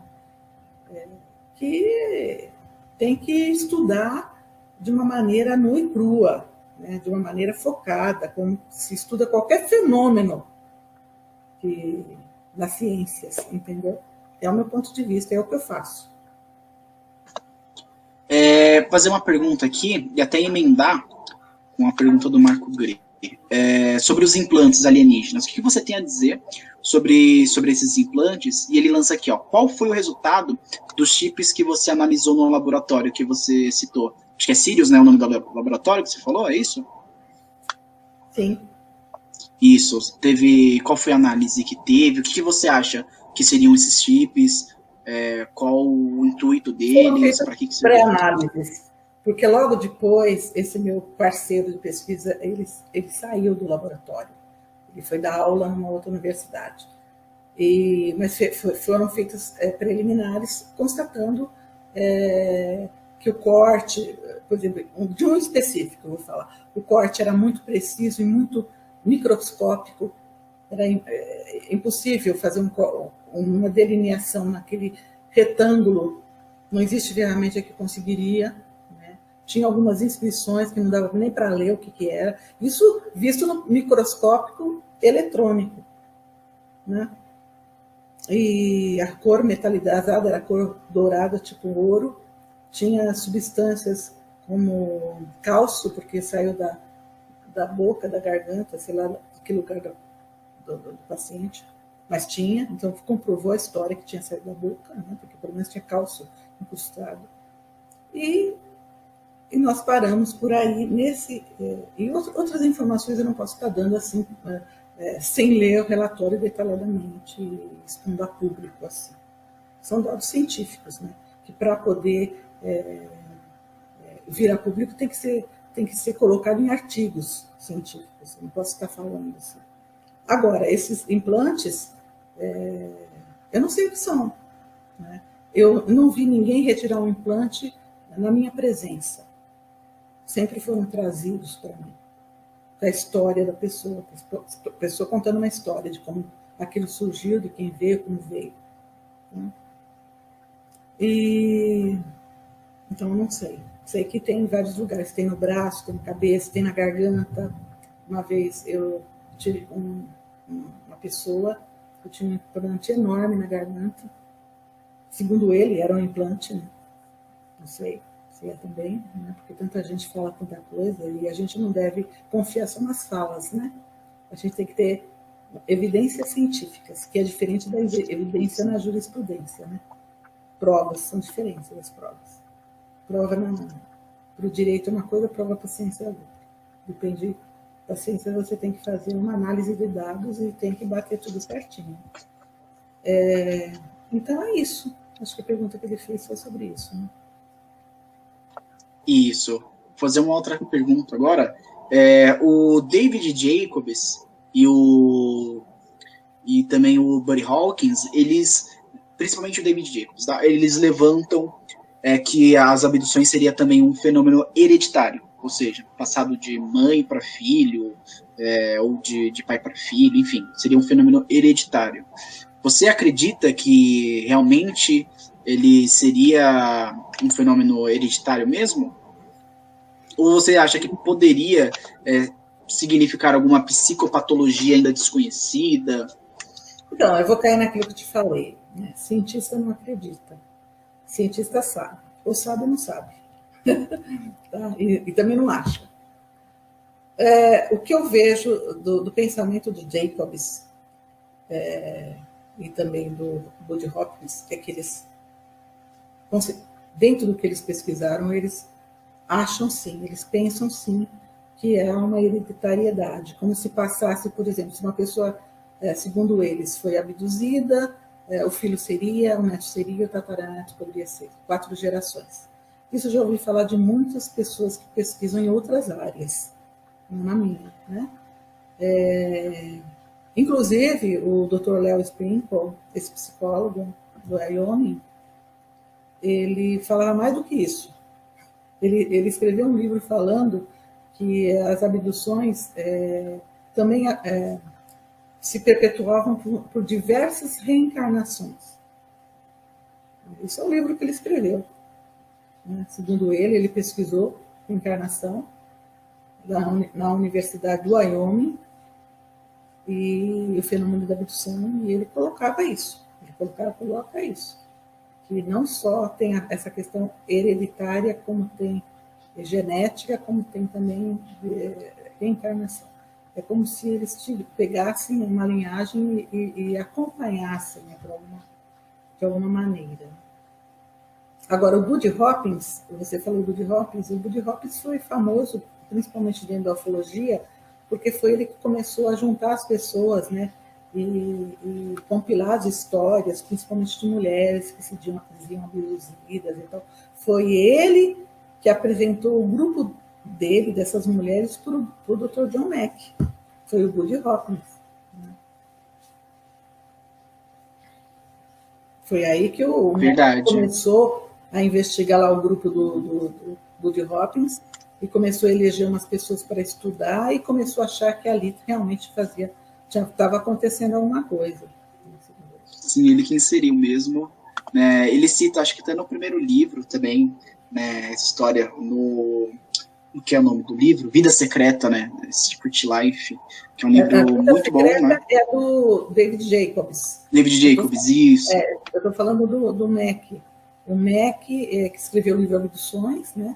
Ele se baseou em pacientes que eram do Buddy Hopkins. Muitos pacientes que eram do Buddy Hopkins. Pacientes não, né?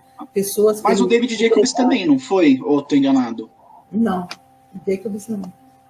Jacobs, começou a investigação independentemente. Quando ele começou a investigar isso, a gente tinha amizade. Eu tive com ele lá num congresso de ufologia em Curitiba, no final da década de 90. Foi quando ele estava começando lá a estudar, e ele me trocava e-mails comigo, que ele estava passando uma barra danada na universidade, do preconceito, mas que ele ia em frente com esse tema, e foi mesmo, ele foi indo, começou a escrever os livros, e foi uma investigação particular mesmo, dele próprio, do mérito dele mesmo. As pessoas iam se chegando a ele foi aplicando a hipnose e fazendo lá, né, do jeito dele. Professor de história, mas como ufólogo, ele tinha como fazer isso. Bacana. Agora, fugindo um pouquinho do tema das abduções, o que você acha sobre o momento atual da ufologia no modo geral, tá? Você acha que hoje existe um certo discurso messiânico dentro da comunidade ufológica?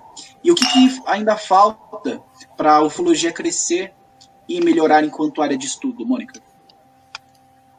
Então, quando fazem muitas perguntas ao mesmo tempo, às vezes eu me perco. Aí eu não respondo todas. Então vamos lá. Fala a primeira. A primeira aí.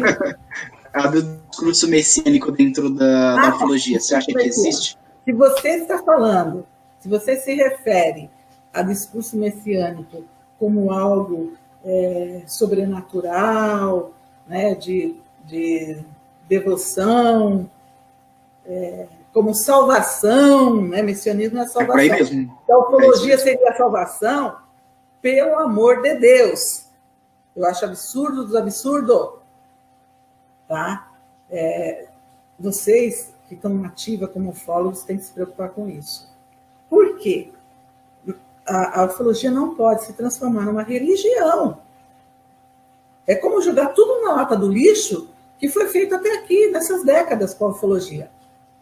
Sabe? A ufologia não pode se transformar numa religião, porque se ela se transformar numa religião, ela vai ser cheia de dogmas, ela vai perder o senso de grounding, né? De enraizamento, e aí vai entrar numa coisa mística, vamos dizer, negativa, no sentido que pode levar até ao fanatismo. E a gente sabe o quanto isso é perigoso para a humanidade. A gente tem sofrido no mundo inteiro sobre fanatismo religioso, né? O que as pessoas acreditam, transformar a ufologia em simples crenças, né? Até falsas crenças. Eu não sei quais as intenções dessas pessoas que querem transformar a ufologia em religião. E digo isso porque eu já recebi algumas postagens de ufólogos falando que vão fundar igrejas ufológicas. Já vi isso também, é um absurdo. Peraí. É um absurdo. Isso aí é o fim da picada, né? Me perdoem, acho que quem estiver no túmulo lá, o General Shoa, todo mundo, pelo amor de Deus, deve estar se remoendo, porque não faz o menor sentido, né? É querer ser oportunista, se aproveitar demais de qualquer coisa assim. Não tem nada a ver, tem que fugir disso, né? E também de querer, o cara tá... Outra coisa que eu acho que é muito importante, e os ufólogos sérios têm que ficar atentos com essas questões, dessas mensagens de contatados. Tem milhares de pessoas se dizem contatadas, cada um trazendo uma mensagem diferente, tá? Falando de existências de galáxias e de seres diferentes. A gente tem que ter um critério, tem que ter muito critério. Tá? Isso pode ser um animismo, pode ser uma série de coisas. Né? Não é porque a pessoa está falando que é. Tem que checar, tem que investigar. Às vezes a pessoa está com a maior boa vontade. Às vezes a pessoa ela mesma está se equivocando. Tem que ver. Porque, senão, as pessoas vão começar a acreditar em coisas que muitas vezes depois lá na frente vê que não é. Como esses ufólogos que ficam falando de data limite, que o mundo vai acabar, que os ETs vão descer amanhã, e depois chega no dia não acontece nada, e o cara some, entendeu? Eu lembro de um sujeito, Ele falava que o mundo ia acabar em 2012, escrevia até um livro, colocou até uma proposta que ia dar $10.000 para quem falasse que não era, e depois não acontecia, o cara sumiu. Cadê os $10.000? Não, ele vendeu muito o livro dele. Né? Então, isso tem que tomar cuidado. Pessoas que se dizem contratadas com essas mensagens, porque pode, de repente, a pessoa começar a formar uma seita, entendeu? Uma seita em função daquelas mensagens, todo mundo seguindo, começa a ficar cego, depois acontece que nem o Jim Jones lá. Sabe? Lembra do Jim Jones? Que mandou todo mundo para um lugar e depois fez todo mundo se suicidar? Sim. Os caras estavam tão com a cabeça feita, tão hipnotizados. Tem técnicas de fazer sua mente ficar totalmente prostrada. Né? E essas pessoas que sabem manipular isso, e tem muita gente nos meios religiosos, infelizmente, não estou falando mal da religião. A religião em si era uma coisa boa. São as pessoas, os homens que manipulam as religiões e as seitas, que é o problema. Tá? Que não tem caráter. Então tem que tomar cuidado. Então, ótima resposta. Contra a qualquer messianismo dentro da ufologia. Se eu tiver o direito de, dentro da ufologia, falar alguma coisa nesse sentido. Ótima resposta, assina embaixo. Assina embaixo, porque eu concordo plenamente com tudo que você disse. E sobre a ufologia, o que você acha que ainda falta para a ufologia crescer e melhorar enquanto área de estudo? O que está faltando, Mônica? Eu não sou... Posso dizer que eu tive tão ligada na ufologia nos últimos anos, eu não tive. Estou fazendo outras coisas. Mas, assim, dentro do que eu vivi, né, do pouco que eu... Assim, depois que eu me afastei, que eu sei, que eu estou sabendo... A ufologia teve os tempos áureos, né, que em meados da década de 80, começo da década de 90, né, vamos dizer, os ufólogos raiz, né, podemos dizer assim. Então, assim, que tinha que desbravar uma série de coisas, como eu falei para você, né, e começaram a se organizar enquanto, né, pessoas interessadas nesse tema. A pergunta era o que eu acho da ufologia? O que ainda falta para a ufologia? O que ainda falta para a gente melhorar enquanto área de estudo? Falta oxigenar, né? A ufologia, né? Gente nova no pedaço, como você, está entrando. Eu vi que nessa última década algumas revistas surgiram diferentes, que eu acho que dá um leque de opção para as pessoas obterem informações. Né? Eu vou falar o que eu acho que poderia acontecer e que não deve acontecer. Eu já também peguei casos escritos por ufólogos que num lugar está relatado de um jeito o mesmo caso e no outro está relatado de forma diferente. Então isso gera uma insegurança, porque aí, qual que é a verdade dos fatos históricos? Entendeu? Isso é uma coisa que eu acho que tem que eliminar. As pessoas têm que ter um consenso, tem que se conversar mais, os ufólogos entre si, não em panelinhas, ficar em panelinhas. Na minha época tinha muito panelinha, né? De redutos, né? Trocar mais. Eu dei uma entrevista, eu peguei meu celular, acho que o nome dele é aquele da Serra da Beleza, que mora lá agora, sabe quem é? Não sei sim. Sim, ai meu Deus do céu, sei sim quem que é. Conheci ele.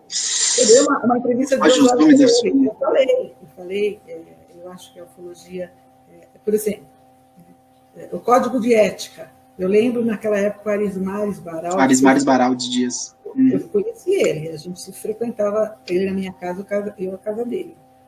O Arismares fez o código de ética do ufólogo, e daí? Isso foi atualizado? Tem que atualizar nos dias de hoje. Quem é que vai atualizar? Quais são os ufólogos? Tem que atualizar. Não sei como que está isso na época que ele fez. Então, foi uma produção, né? Isso precisa atualizar. A entrevista que você deu foi para o Sérgio Neto, né? Sérgio Neto. De 2 horas, que ele também perguntou. O que não estava, que eu achava que não estava bom, falei um monte lá. E Sérgio Neto está aqui, ó. Eu até pus em itens. Deixa eu ver para você, porque assim fica mais fácil. Porque essa pergunta é uma pergunta de opinião pessoal, né? Sim. Eu quero te... então. Sim. O código de ética, eu acho que tinha que ser aprimorado, por exemplo. Os ufólogos têm que ter mais responsabilidade de divulgar os casos para não ter essa contradição, né? Porque a gente que estuda isso, a gente tenta buscar os casos. E quem é que informa os casos? Geralmente são os ufólogos. Falei das panelas, isso aí tem que acabar, porque é ridículo esse negócio da ufologia. Clube de bolinha também é ridículo, né? Eu fui uma das pessoas que foi discriminada na ufologia por eu ser mulher. Porque no começo era tudo homem, homem, homem. Eu praticamente fui muito discriminada, então acho isso uma coisa muito chata, sabe? Muito machista, sabe? E eu tinha que dar como contribuição como ufóloga na época, né? Outra coisa, eu acho assim que tem muita gente também, ufólogos, que não, às vezes não são nem expressivos, mas querem ficar muito em evidência, então começam a fazer umas coisas mirabolantes. Ufologia não é isso, né? Ufologia, os dois carros-chefes da ufologia é pesquisa de campo e pressionar os governos. Eu acho, outra coisa, acho que a ufologia tem que delimitar o campo a qual ela pertence. O que é pertinente à ufologia e o que não é. Porque para as pessoas não é claro. Né? Então, assim, o que pertence, o que é ser um ufólogo? O que pertence ao campo da ufologia e o que não pertence? Então, parece que tudo virou ufologia, tudo também é de extraterrestre, tudo é de ET, né? Eu acho que até a própria mídia especializada também tem. Quais são o que compete à ufologia no sentido de que quais os temas que ela abarca e até onde ela pode ir com isso, o que ela faz com isso, né? Quem é ufólogo, quem não é, como eu falei, tem gente que se acha ufólogo só porque gosta do tema e fica assistindo Alienígenas do Passado. Não é assim. Para você ser alguém... E eu ia citar justamente o The History Channel também, né? Criando esse imaginário de uma ufologia que, me desculpa, não existe. Daquilo dali não é ufologia. Para você ser alguma coisa em alguma coisa, você pertencer a alguma coisa, você tem que fazer uma contribuição. Qual a tua contribuição na ufologia? Por exemplo, eu pertenço à psicologia. Qual a minha contribuição à psicologia? Eu estou dando. Né? E mesmo que eu fosse não sou só psicóloga, eu estaria dando porque eu estou trabalhando clinicamente. Agora, o que o ufólogo faz? Né? Ele contribui para a ufologia como? O Rafa, olha, ele fundou uma revista. Opa! Isso que precisa. Quem é quem dentro desse negócio? Entendeu? Acho que é importante, não para mim, que eu sei quem é o quê, mas para os outros de fora, para essa nova geração que vem aí. Né?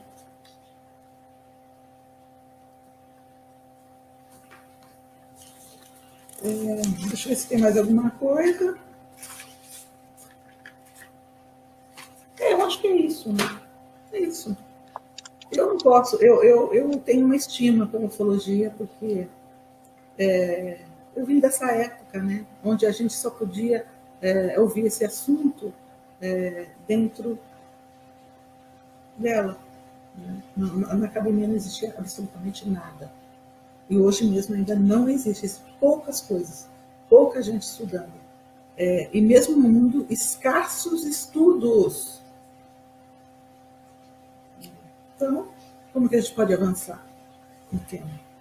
É difícil. E outra coisa também, não é só por isso, né? O tema é de difícil estudo também, né? O OVNI não chega aí na hora que você quer, né? E ele muitas vezes ele é material, imaterial, ele desaparece, ele não aparece, né? Ele é imprevisível e silencioso. Né? E alienígena, quem é que já chegou e falou, olha o alienígena, está aqui. Essa é uma prova da existência de alienígena. Tentaram provar com as múmias de Nazca, mas também aquilo não foi muito para frente. Né? Tentam provar com os chips, tentam provar com as fotos de OVNIs, mas até provar que aquele OVNI está naquela foto alienígena, é um caminho muito extenso, muito grande. Então é difícil, né? Mas a ciência é assim, é por isso que a gente avança. Aí não adianta falar mal da ciência, porque, por exemplo, se eu tenho esse pires aqui feito de vidro, é graças à ciência, né? E o reloginho também aqui, ó, graças à ciência. O teu foninho aí, essa tecnologia toda que nós estamos estudando, né? Então a gente tem que... Absolutamente tudo. Só que para isso chegar nesse ponto, né, não é fácil. Principalmente estudos que têm a ver com a mente humana. A minha área é uma área muito complexa. E a ciência é a melhor metodologia que a gente tem para conseguir ter um entendimento e buscar resposta de qualquer coisa, né? Sim. Sei que também não é a única, mas é a melhor que nós temos. Enquanto ufólogo, nós temos que investigar. Nós temos que querer saber o que está acontecendo. Nós temos que ouvir os casos das pessoas. Porque se os cientistas não estão ouvindo, os ufólogos precisam ouvir, as pessoas precisam ouvir. O que está acontecendo? Algo está acontecendo, né? Vamos aguardar. O Maurício, ele fez um... O Maurício, ele fez um comentário aqui, ó. Arismares foi um grande amigo meu. Eu acho que te vi por lá na casa dele, Mônica, muitos anos atrás. Com certeza, pode ser, porque eu não saía de lá, né? O Ademar Eugênio de Mello também, eu estava sempre na casa dele, que era de Santo André, e falecido já, né, o Ademar. E o Arismares, eu acho que também, né? Eles já eram de idade naquela época, eu era jovem. Sim, falecido. É. Que bom, Maurício. Que bom que você está aí na live. Fico contente, saudação. E, Mônica, na sua opinião, assim, ao menos num sentido especulativo, estamos preparados para um contato com seres extraterrestres? Assim, independente do contato ser amistoso ou não, poderíamos ter um grande impacto no nível social e psicológico, ao ponto de ocasionar um colapso na nossa cultura e na nossa sociedade? Duas perguntas. Primeiro eu vou falar o que eu acho. A minha opinião, se nós estamos preparados, não. Não estamos preparados para fazer um contato formal com alienígenas, partindo de nós. Não estamos. Por quê? Porque nós ainda somos muito bélicos, porque nós não resolvemos nossos problemas sociais, porque nós brigamos o tempo todo, país com país, comunidade com comunidade, grupos com grupos, dentro da família. A gente não tem uma cultura de paz. Nós precisamos ter uma cultura de paz. Nós precisamos aprender, nós precisamos desenvolver mais a nossa consciência, nós precisamos adquirir mais conhecimentos. Segundo o Jenner Silva, outro dia eu estava ouvindo ele, você gosta dele, ele mesmo falou que ele também não acredita. Só quando a gente adquirir conhecimento e quando a gente estiver preparado em termos principalmente de tecnologia, né? Como o Mikio Kaku fala, Mikio Kaku está no lugar do Sagan lá, do Carl Sagan agora, né? Do Kardashev, ele pegou 4 tipos de civilização: civilização tipo 1, tipo 2, tipo 3, tipo 4, que podem existir no universo. E nós estamos na civilização tipo 0, entendeu?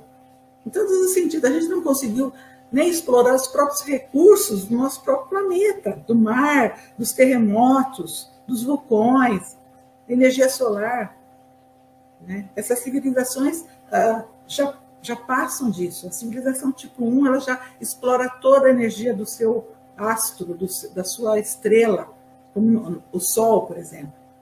Depois, tipo 2, explora a energia do sistema todo, planetário, né? No caso, sistema solar. Tipo 3, explora toda a energia da galáxia. E tipo 4, explora toda a energia do universo. Então, tem esses tipo 4. Segundo o Kardashev e o Kaku, tem 4 tipos de civilizações. É possível ter no universo. Nós somos a tipo 0. Nós não estamos preparados. Pode acontecer.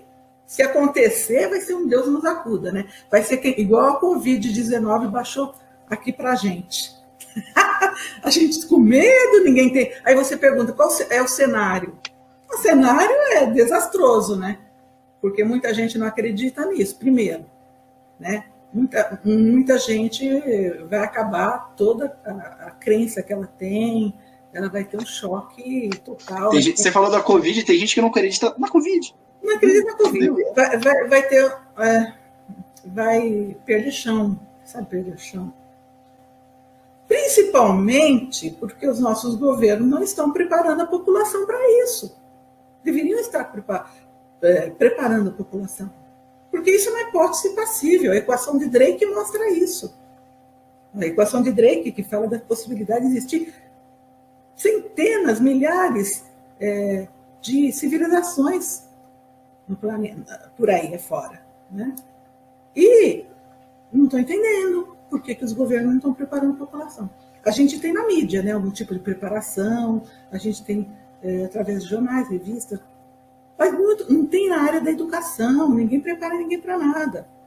Esse é o grande problema. É isso, por exemplo, um item que a exopolítica está preocupada.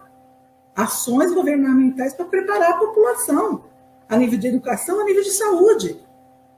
Eu estou das duas, porque eu sou preocupada com a saúde e com a educação. Eu trabalho com os dois.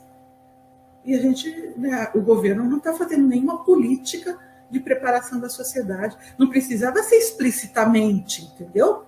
Mas começar, por exemplo, a falar sobre esse assunto, né, nas escolas, nas academias, sei lá.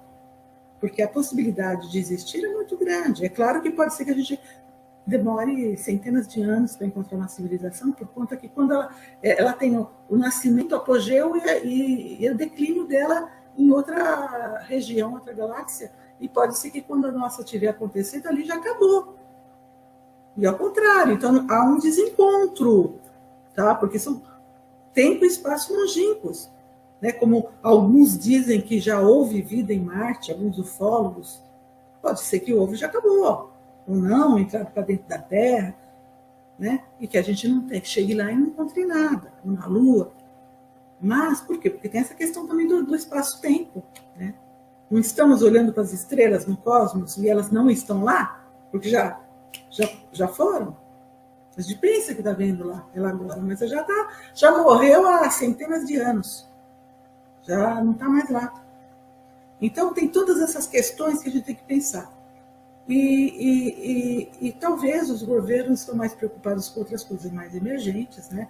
Talvez se vai vir um meteoro para a Terra e destruir tudo, né? Ou não, se um vulcão nos Estados Unidos pode explodir, outras questões, terremotos gigantes, estão preocupados com questões nucleares também. Nucleares, guerras, terrorismo. Então deve ter uma lista de prioridades. E essa não está lá em cima, com certeza. Educar a população para esse fenômeno, ou preparar a população. Então, assim, isso pode acontecer de sopetão, né? Porque também não nos prepararam para uma pandemia, concorda? Nunca nos prepararam. Sim, nunca. E se você falou uma coisa legal, cara, sobre essa questão de a gente não saber quando que vai ser esse contato. E justamente por a gente não saber quando que isso vai acontecer, eu acho que a gente já precisa, desde então, ter uma ação de preparação da humanidade.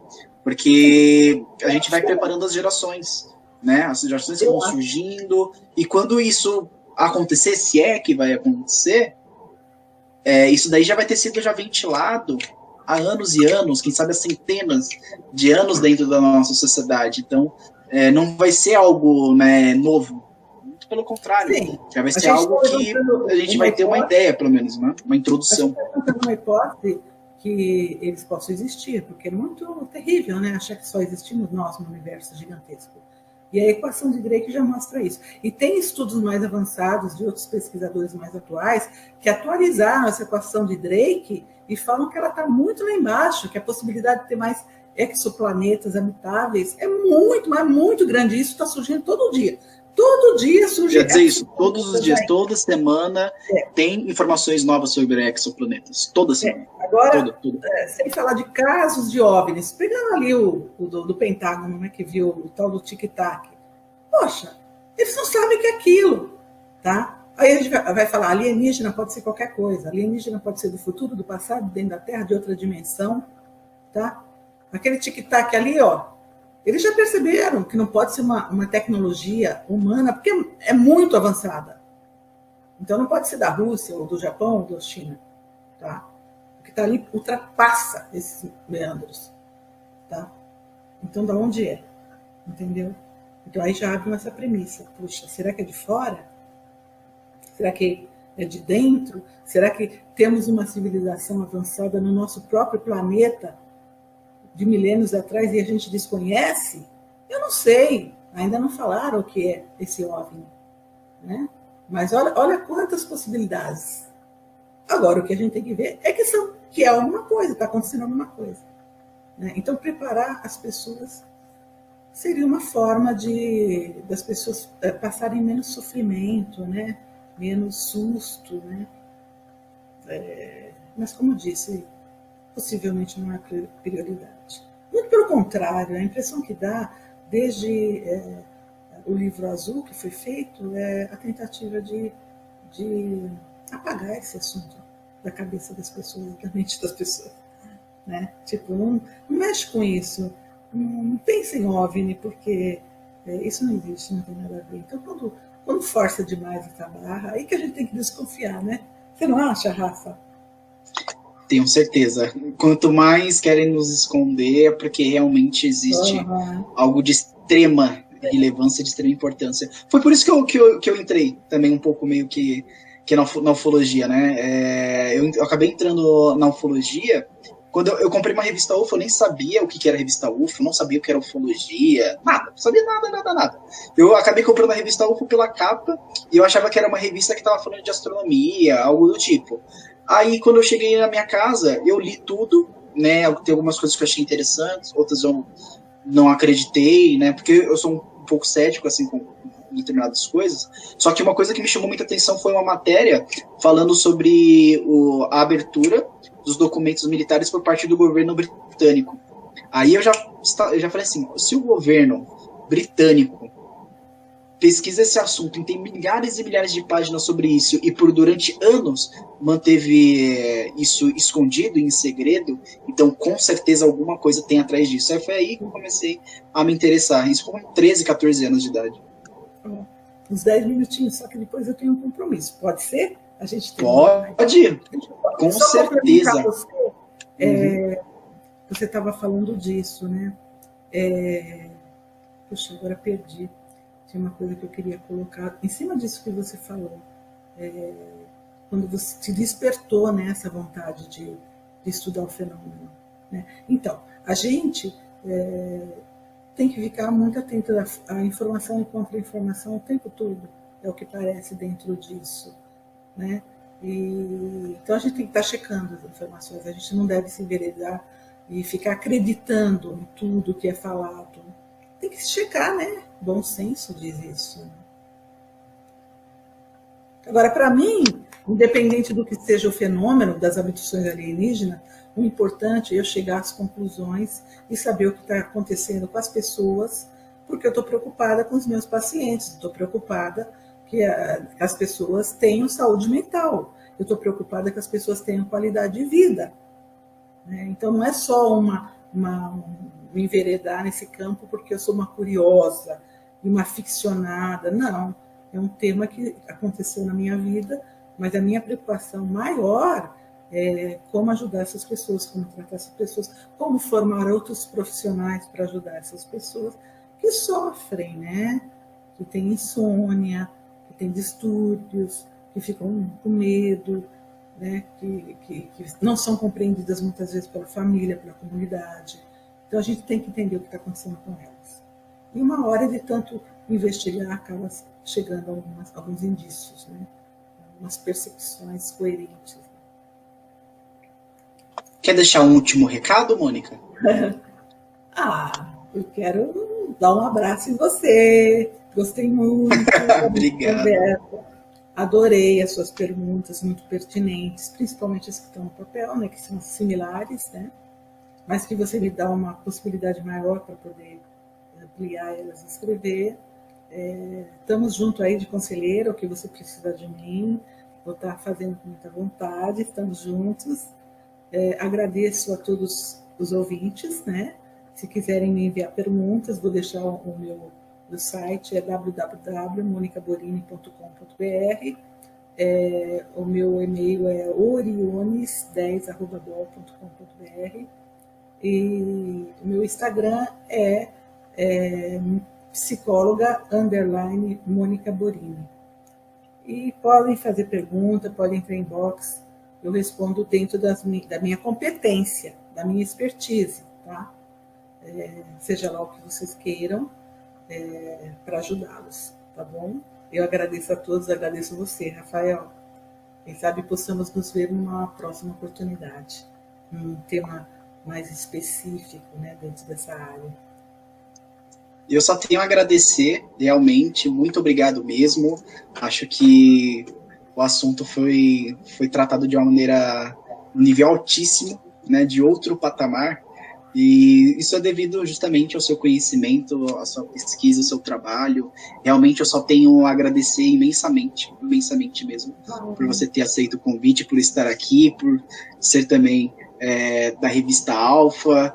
Acabei colocando aqui também o seu contato, seu site, www.monicaborini.com.br. Eu atendo mesmo pacientes comuns, profiro palestra, workshops, qualquer coisa, entre em contato. Se for do meu agrado, se for uma coisa bacana para as pessoas, que eu possa contribuir, estarei lá.